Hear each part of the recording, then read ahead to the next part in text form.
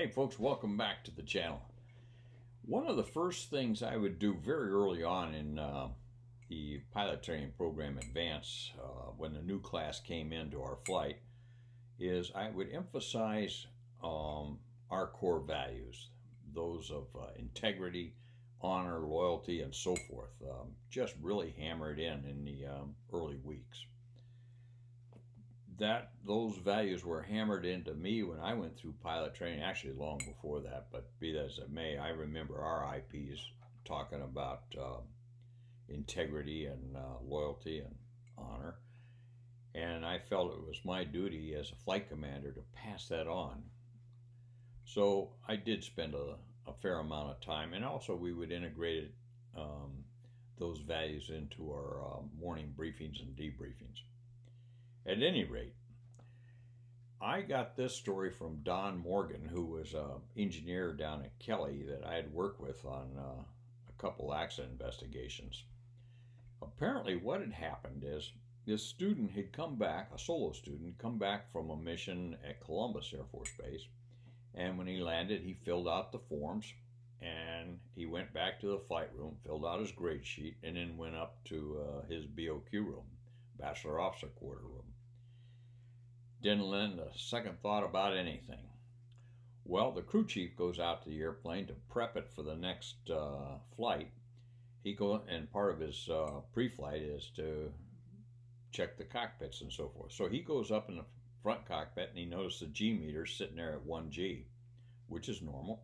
And when he goes in the back, he sees 7.5 or 8.0 Gs, an obvious over G, whatever it was. At the time, more than likely, the kid was flying in an area where 6.7 Gs was the max. We could get up to 7.33, but you had to be very low in gas in order to do that. So it was an obvious over G, and it had been punched off in the front cockpit, but it was still registered in the back cockpit, and there was nothing in the forms about it. Well, the crew chief goes into the line shack and he tells his supervisor, the line chief, and the line chief, usually a senior master sergeant, somebody like that, comes out, crawls up the ladder, looks in the front cockpit, looks in the rear cockpit, and says, damn. So this was not a frequent event. So he calls his maintenance officer, same kind of thing. Maintenance officer comes out, starts up the ladder, front cockpit, checks out the rear cockpit.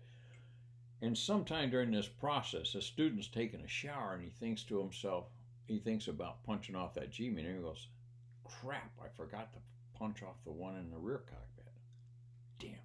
So he puts his flight suit back on, drives back to the squadron, hops on the van, heads out to the airplane. And when he gets to the airplane, at this time, the chief of maintenance, or the maintenance officer, had called the chief of maintenance, a full colonel. And the full colonel had come out there, and he had gone through the ladder drill, and he was standing there.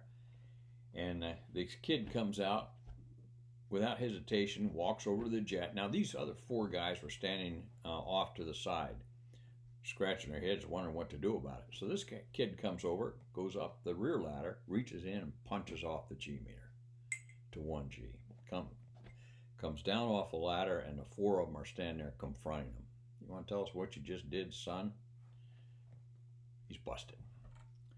Well, they get the DO, the director of operations, in the act about this time, and they told the kid, you go back to your room, just sit there till we decide what we're going to do. So they put the whole incident in the hands of the DO. The DO got hold of the wing commander, and as it turns out, the next day, the first activity on this kid's daily event was to head over to CBPO, the Consolidated Base Personnel Officer, and begin out processing.